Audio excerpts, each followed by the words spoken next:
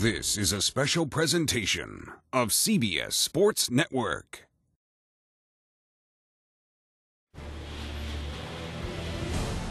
Each year, an army of laborers, craftsmen, and artists embark on a journey to create the stage for one of the great American sporting events. It is a stage for a drama that plays only once, but becomes an enduring memory. As basketball teams fight for recognition in mid-December, the court on which they hope to play on in March begins to take shape. The process starts in the woods of Wisconsin and Michigan and passes through small towns in Iowa and Ohio before beginning its final journey to the host city of the Final Four. The making of the Final Four court is the lifeblood of small communities throughout the heartland of America. From a field of 68 teams, only 4 will have the honor of playing on it. And for one, it will be a Court of Champions.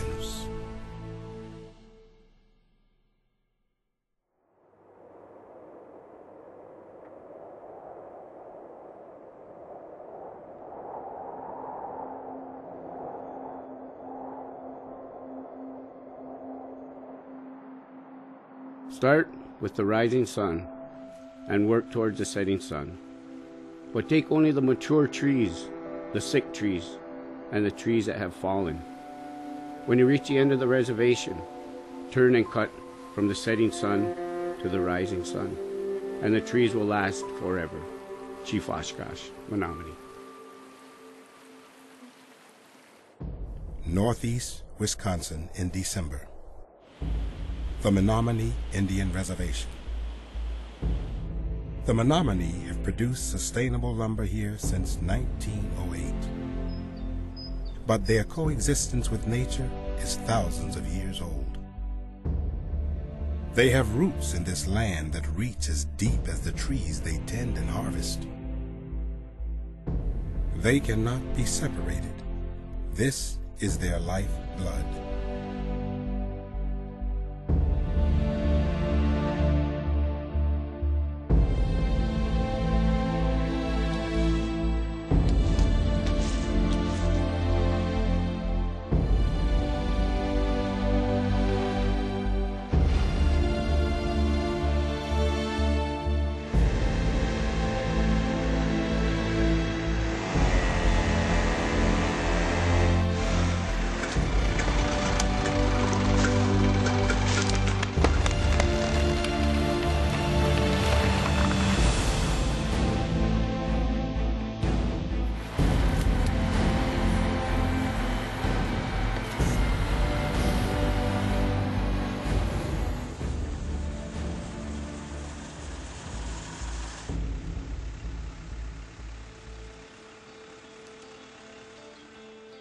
The Menominees are caretakers of the forest.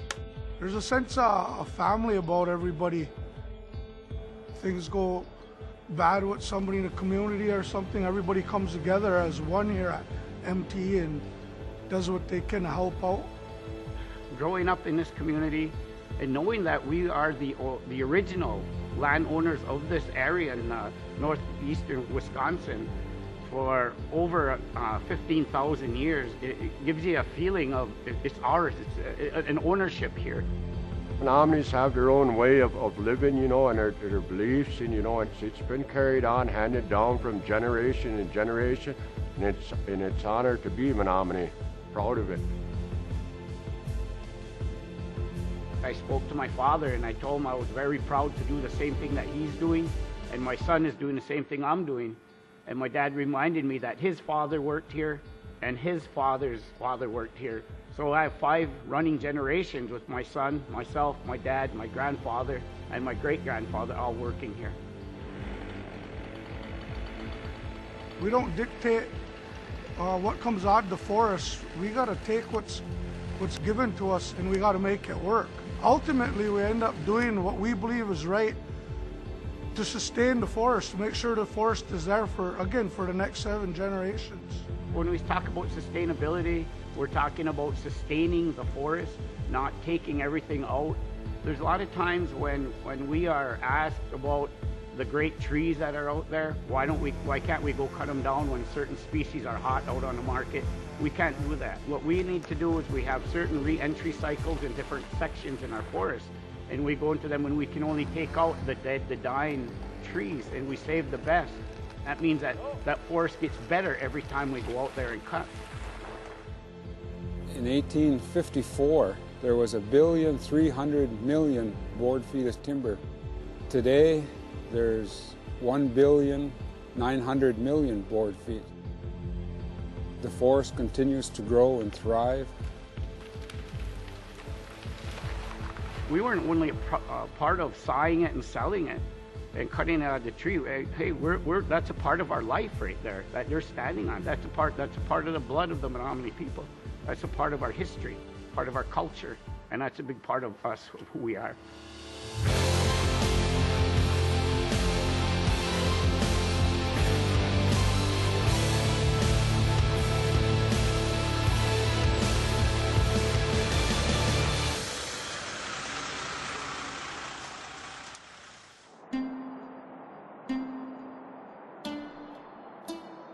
While the forest is the lifeblood of the Menominee people, the mill is their livelihood. Although they have been harvesting timber for generations, it wasn't until 1908 that the Menominee were able to construct the mill and create the town of Neobit. Menominee Tribal Enterprises, which owns the mill, is the backbone of the local economy and generates over $100 million annually. We used to sell our logs. We used to just cut our logs and sell them downstream, downriver, put them on the trains and rail cars and send them out of here. And there was a governor, I believe, La Follette, and he was instrumental in getting the sawmill going here.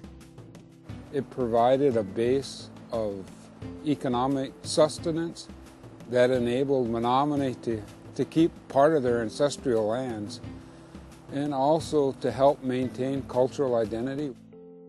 It provides a lot of jobs because we have a real high rate of unemployment, and we're one of the lucky few to have a job in this mill. The pride that comes with producing a quality product that's used across the nation, it speaks volumes for not just the employment here, but the reservation and the Menominee people. We're not depending on a lot of other people. We're self-sustaining. We have our own resources here. We have our own forest. And being sustainable, meaning we're going to be here for a long time, and I'm very, very proud to say that. And it gives a good feeling, a feeling of longevity.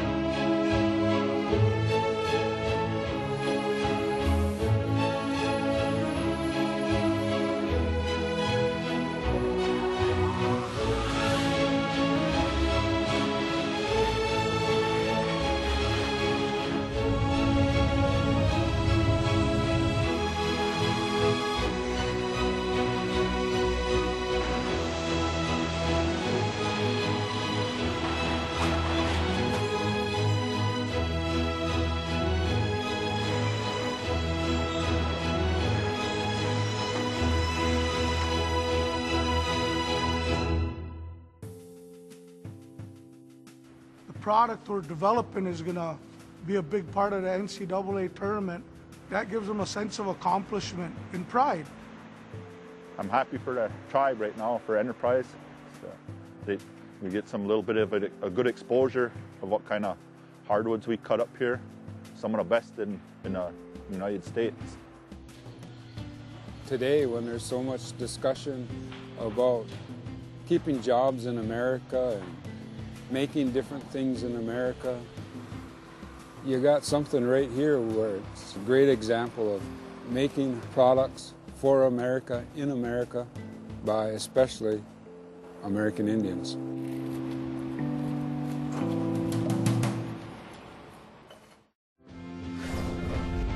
Court of Champions on CBS Sports Network is being delivered by UPS.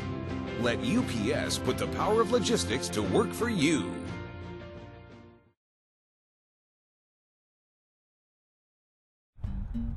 "430 miles southwest of Neopet, nestled among endless farmland, lies the tiny town of Jefferson, Iowa. Jefferson, Iowa is a small farm community right in the heart of Iowa farm ground. Pretty laid back, pretty rural. The people here learn to do an honest day's work at a fairly early age. People care, the people work hard. A lot of these people, you know, their fathers or forefathers were farmers, and it's known as a hard-working crew. While Jefferson might be small, this town is home to a company whose work is seen on one of the largest stages in sports. Spalding has been manufacturing basketball goals here since 1995 and now produces the official backstop for the NCAA tournament. I think the initial time, you know, you're a little bit shell-shocked. Doing it the sixth time, I can't say that the excitement diminishes a whole lot. I think we head into it with a little bit more confidence than we did the first time, but certainly the excitement's still there when you're talking about a stage the size of the Final Four. It's awesome to know that we are a provider of the Spalding units for the Final Four. Myself, as well as some of my co-workers, just find it absolutely amazing.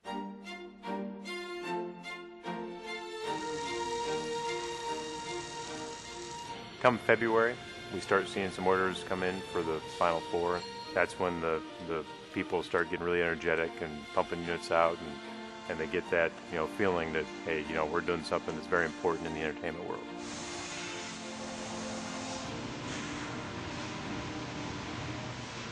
Basically, it all starts with cutting steel. You have to cut all the parts first, put those parts into a drill jig and make sure that every part that gets holes drilled or parts that get bent, all that happens next. All those components then move into the welding department. Those are all put in jigs and welded up. Welding time is pretty significant on a portable backstop because there's probably somewhere between 40 and 50 linear feet of weld that has to be done. We take the weldments down to our powder coat line, run it through, everything's powder coated at Spalding. Once we spray the powder on it electrostatically, we move it into the oven, bake it at 400 degrees for about 20 minutes. It melts the powder and bonds it to the steel and creates an extremely durable finish.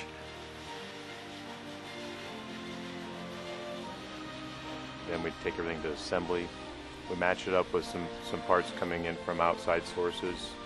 A lot of those outside sources are also located in Iowa as well. Local machine shops, things of that nature.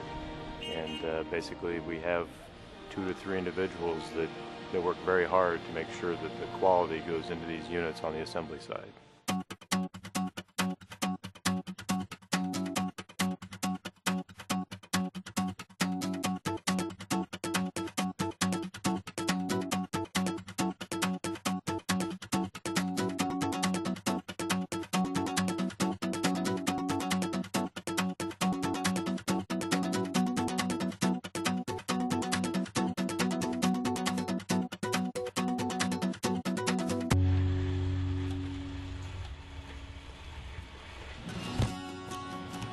The NCAA Final Four uses the Spalding SD-180 breakaway rim. That means that it has a breakaway action through 180 degrees. So if I'm dunking from the front, it breaks toward me. If I'm dunking from the baseline, it still breaks toward me. So that's easier on the athlete and their hands and their wrists because it's breaking with them.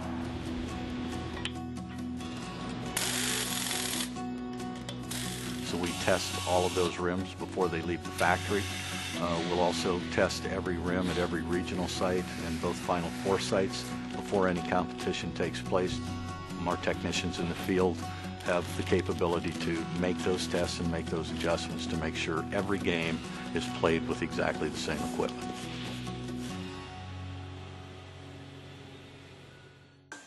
Once the backstops, backboards, and rims have been constructed, they are packaged separately and prepared for shipment to New Orleans.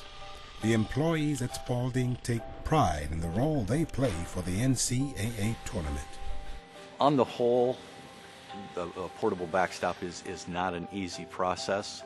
When you break it down to simple operations, a complicated project becomes fairly easy for us.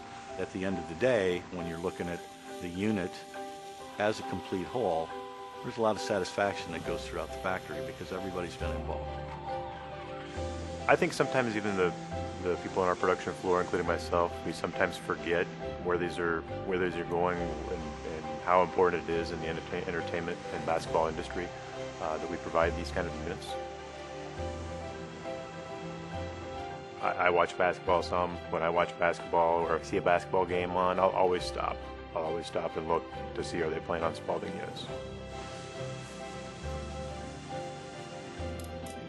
In these times, manufacturing facilities around the country are struggling. I think it's important that people understand that these are made in America. We're probably successful at what we do because of the product that we produce and because we're pretty good at it. We know how to do it.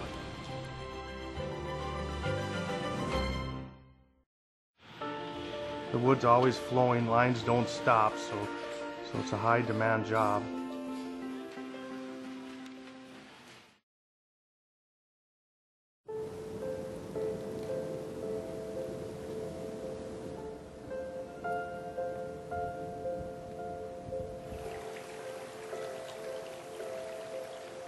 It's the dead of winter in the Upper Peninsula of Michigan. Tucked alongside the Ottawa National Forest is the tiny town of Amasa. The communities are very tight around here. The populations aren't real big, so everybody pretty much knows everybody. Very outdoor-oriented place, hunting and fishing, snowmobiling, cross-country skiing. Even if you haven't been here, you can kind of imagine what it's like. It's you know, a lot of open land and you know, not too much going on. A pretty quiet place. At the turn of the 20th century, Amasa was an iron mining and logging boomtown of 1,000 people. Today, it has shrunk to just over 300 residents. But it happens to be the birthplace of the Final Four court. Connor Sports Flooring has been here for over 50 years, and since 2006, they have been responsible for building every single NCAA championship basketball court.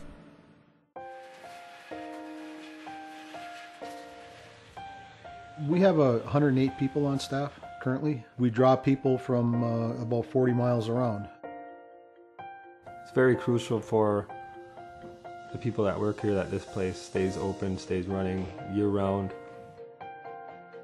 There's really not much else around here for the people that live 15-20 minutes away.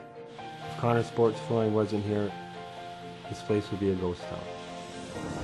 Production for the Final Four court gets underway in Amasa almost 4 months before the ball is tipped in New Orleans. The workers at the Connor Flooring Mill, where over 700 courts are produced each year, know they are part of something special. We'll have 21 courts that are going out there this year for the regionals, the quarterfinals, the semifinals, and the Final Four. And that's a special thing. When we start making the NCAA Final Four floors, we get very busy, and there's like a buzz that goes around the mill at knowing that that's what it's going towards.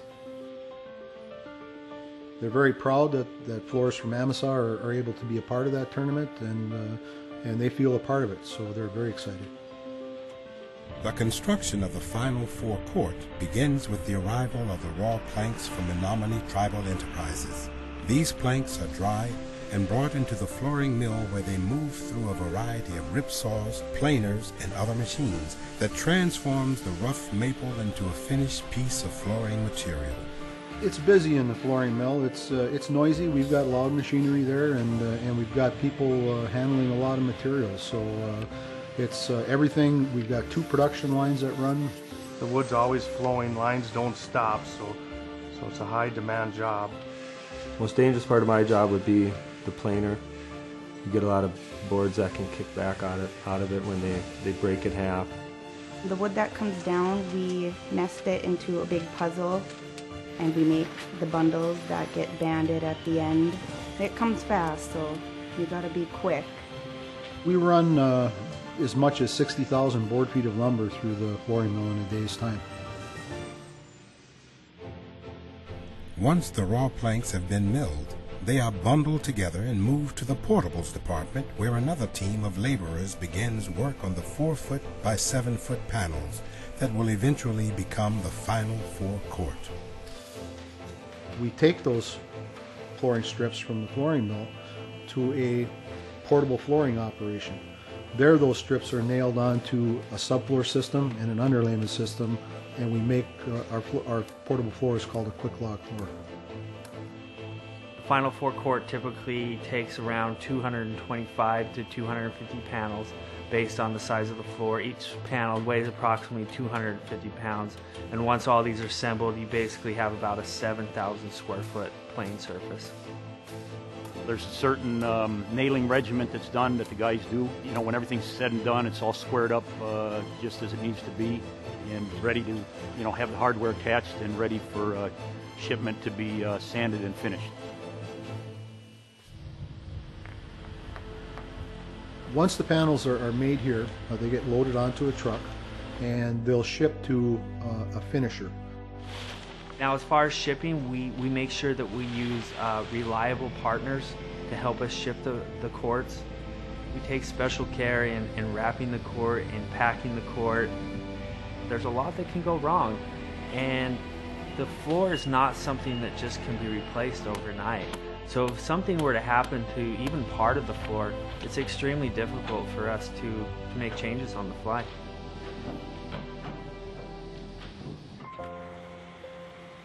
It's just amazing to be able to watch the basketball games on TV and know that the game is being watched by millions of people worldwide, and it's just wonderful to know that we are the ones that made it happen. In a way, I think Amosai is a well-kept secret. You know, we're such a tiny community, and yet, you know, people across the country probably don't necessarily know what we do. And that's what makes the Final Four floor so exciting, is we're getting our floor out into a venue where literally hundreds of thousands of people are watching it.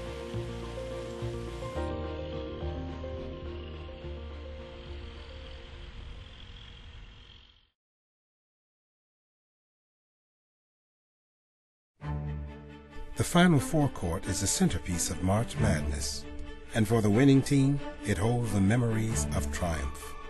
And the most improbable national championship in UConn history is in the books!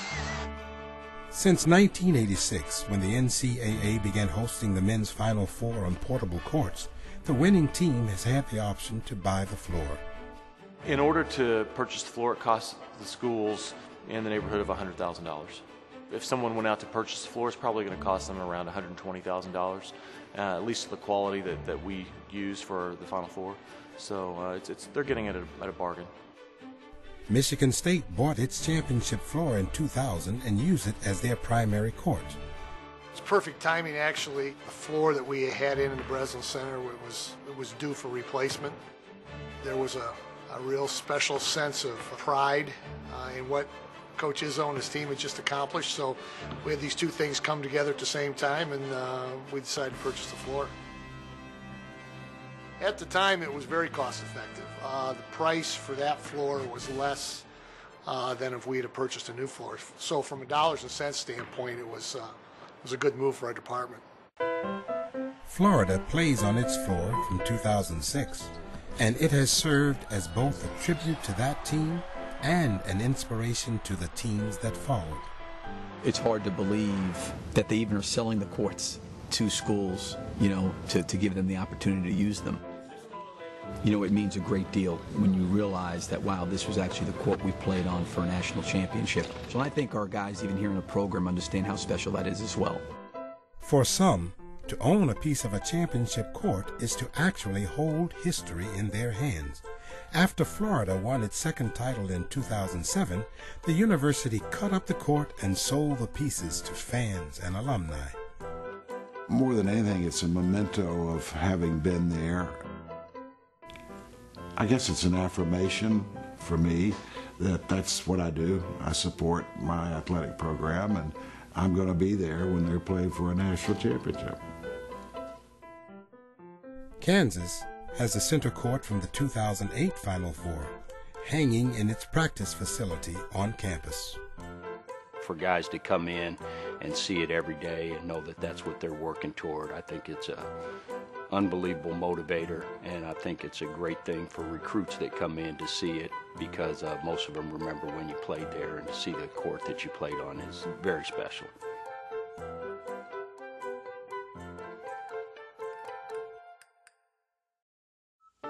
When it came in bare wood and panels. Once you get it in here, that's when the real work starts.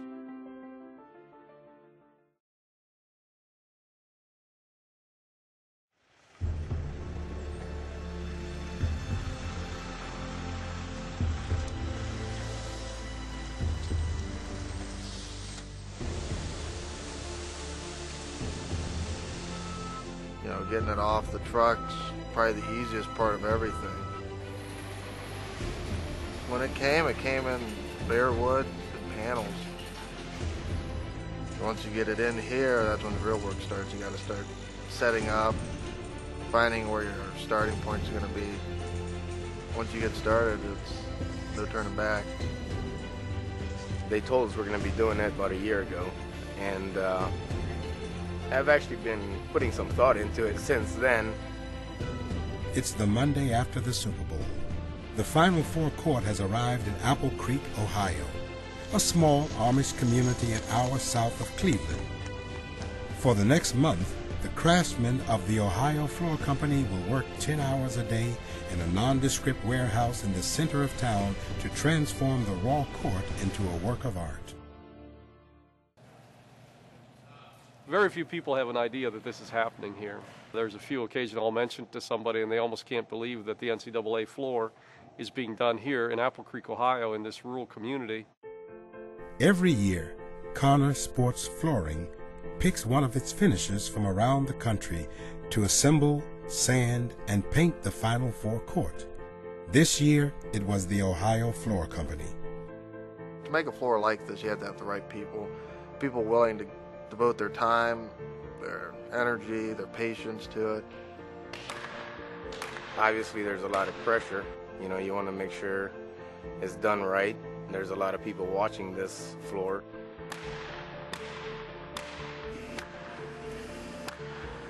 This is the floor. This is the big deal. It's going to be great. Great experience.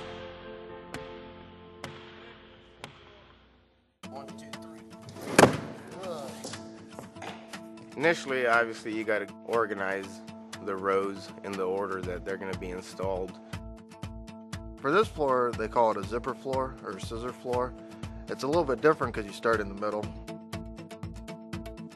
For us, we had to find the center of our building, make a line, put the first row down to work off of that. Once you got that, it's just a matter of kind of slamming panels in, drilling them, pinning them, cleaning them, moving on to the next one. After the floor is all laid out and all the panels are in place, we start sanding the floor. We'll sand it several different directions to get it nice, flat, and smooth. Trying to interpret what the designer, artist, what they want, that would probably be the biggest challenge.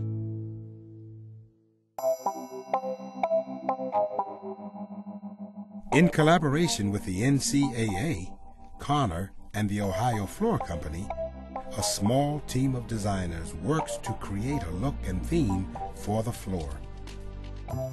The court came about as a product of our exploration of what is New Orleans, what is the look of New Orleans. And so the color palette for the entire decor package, the scroll work elements, all of that was part of a design study, if you will, as to what feels like New Orleans. Our part here is to take that design that they give us and then figure out how to apply it to the floor and get it applied to the floor in the way that it matches their color scheme and what they want. We lay out the court, and then really for this floor we painted the lines first, and then it just kind of a snowball effect. You just go from one thing to another. The most difficult step in painting this court was definitely the border with all its shading. We had to determine how much of fade there was going to be from the middle to the ends. So we have a variation of 20 colors from a lime green to a very dark green or black. It all came out good. One color was a little bit too close or too far away, which I should have checked it. Wow, there's not much difference there, is there? We got it figured out. We checked it before we started. Yeah, that looks awesome. All right. I can tell Kenny to do some, and he knows what I'm talking about. He does most of the paint mixing for me because I can depend on him. Keeping track of it all is the hard part. It took 8 hours to do 20 gallons of paint. You know, we have a roller for each color, and then a roller between each color to do the fading, and you got to make sure you apply enough paint so you have enough paint for the fading roller.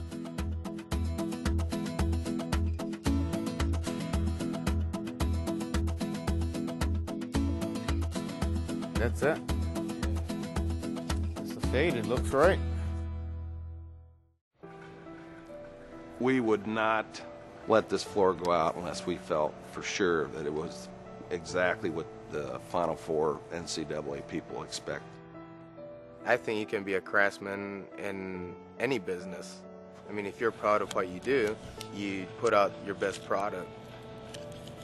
Every time I get on a floor, I make sure it's the best product, and I'm proud to be a hardwood floor craftsman. As the painting wraps up in Apple Creek, the artists and craftsmen who have called this warehouse home for the past month reflect on what it means to be part of the Final Four court. It'll be nice because it's done, and it's as good as we can get it. And it's going to be nice to get a little bit of break from here. But then at the same time, we've spent the last month of our lives here, so it's going to be kind of a little different seeing it head out. It's bragging rights for me. I'm sitting at the bar, drinking my beer. My friends are sitting there, and I'll tell them, what was the last thing you did that's on TV? Sometimes I look at it and I almost feel like, you know, here it is sitting here and it's just kind of, it's so quiet. It's almost like it's sleeping here. Then when it gets there, it's like it wakes up and it's like, wow, here I am, you know, and now it's time for me to shine.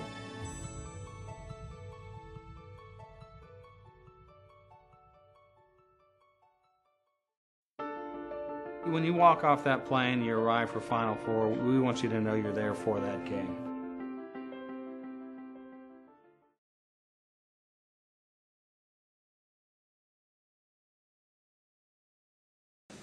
A full year before the ball tips in New Orleans, the design of the Final Four gets underway in Indianapolis.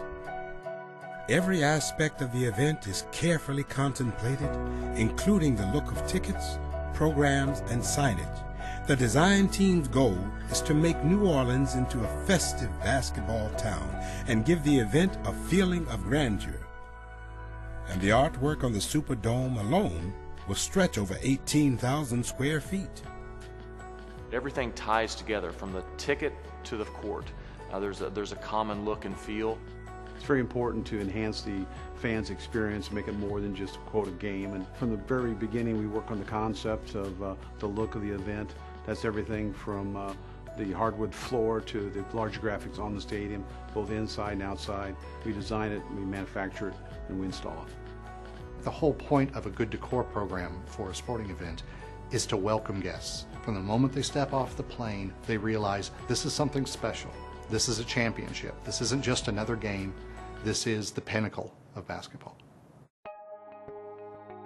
There are several challenges to coming up with a look for the Final Four.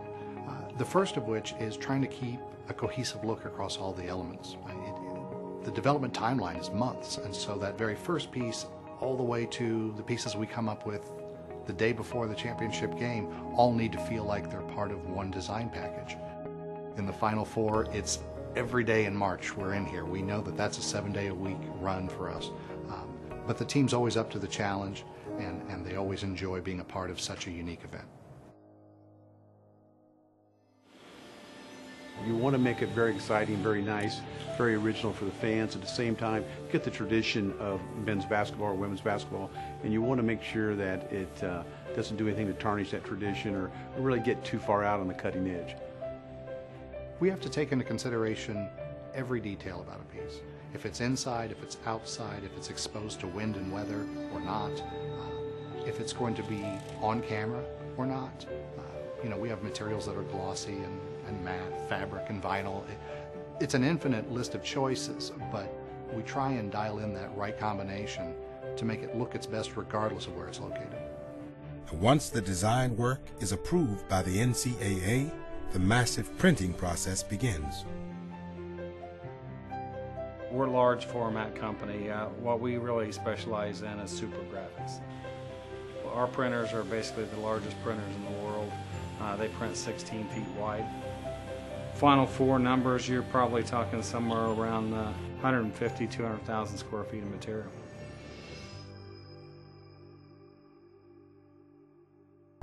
Two weeks before the first teams roll into town, a small group travels from Indianapolis to New Orleans to begin the city's transformation. When you arrive for Final Four, we want you to know you're there for that game. You know, you want to get your blood pumping and you know, hey, I'm excited about this event. I'm excited about being in New Orleans. I'm ready for the basketball game to start. A lot of times, that's the one and only time they'll ever experience a Final Four. So it's pretty special being a part of that and that moment in their life. To me, the most rewarding thing about what we do is provide a unique experience for fans. It's all about the fans at the end of the day. And to see people come in and be delighted, you know, be surprised with what they see, really makes all this hard work worthwhile.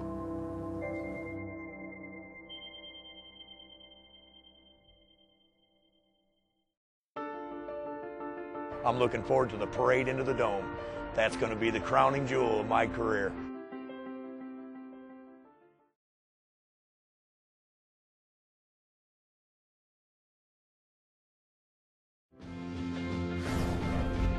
Court of Champions on CBS Sports Network is being delivered by UPS. Let UPS put the power of logistics to work for you.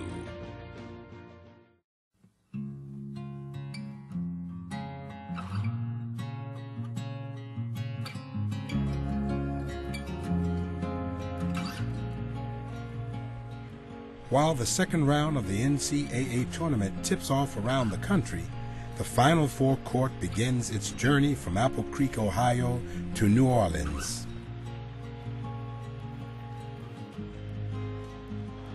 Workers load 42,000 pounds of finished court into the back of a 53-foot trailer for the trip south.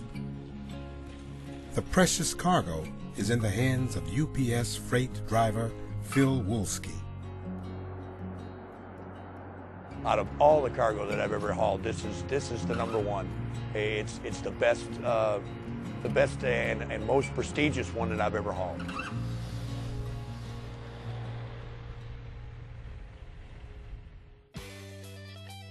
The court heads south through 7 states and over 1,200 miles, making stops at cities and college campuses along the way.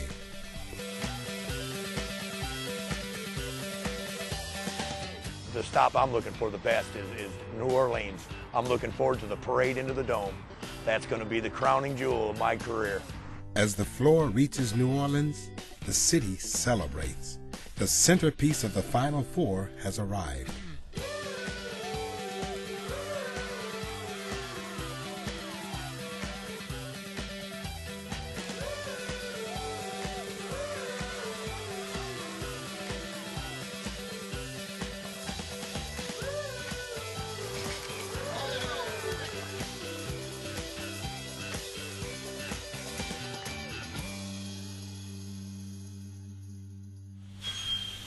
Oh, it's good to have it in the dock. Now let's just see if I can drop the trailer and go home.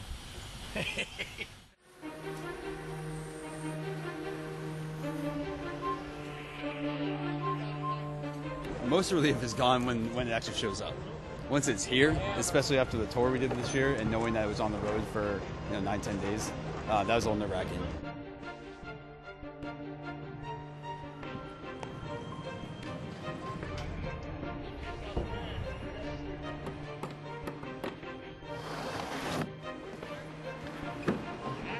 It's like being an artist. You get to see your stuff all over the place, broadcast on national TV.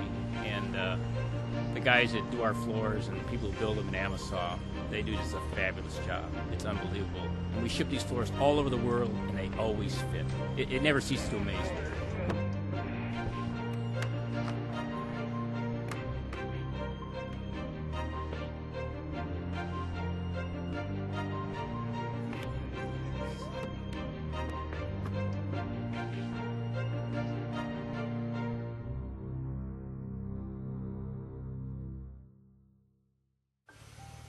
Once the court is installed, a team from Spalding arrives to configure the backstops.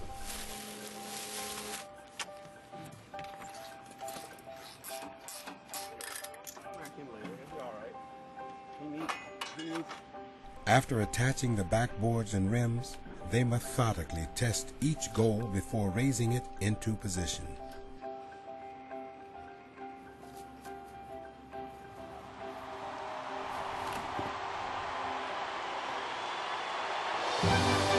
For the teams that have made it to the Final Four, the site of the court, finished, installed, and ready for their history to be written upon it, is an affirmation that they have indeed arrived. You walk out, you look around, and you're saying, wow, this is unbelievable. I thought it would be cool, and it was a lot cooler than what I thought it'd be. It's special. Almost 4 months after the first northern hardwood maple trees were felled in Wisconsin, the 2012 Final Four court has completed its journey. It has taken hundreds of hard-working men and women to make it happen. From the timber harvesters of the Menominee Indian Reservation to the mill workers in Amasa, Michigan. From the craftsmen in Apple Creek, Ohio to the steel workers of Jefferson, Iowa. For them, this court represents a way of life. Only 4 teams will have the honor of playing on it, and for one, it will always be a court of champions. Laissez-les, bon temps roulé. Let the good times roll in New Orleans. There's some excitement in this house right now. Time for basketball, finally, partners. Let the Final Four begin.